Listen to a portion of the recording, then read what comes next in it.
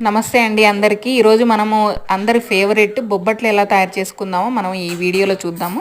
రెగ్యులర్గా అయితే అందరూ మైదా పిండితో ట్రై చేస్తారు కదండి. నేను ఈరోజు గోధుమ పిండితో ట్రై చేస్తున్నాను.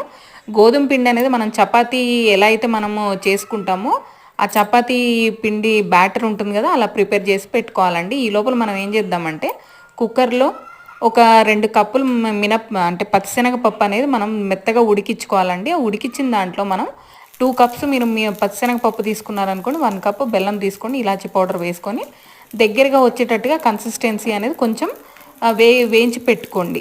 మీకు ఆ కన్సిస్టెన్సీ అనేది తెలిసిపోతుంది.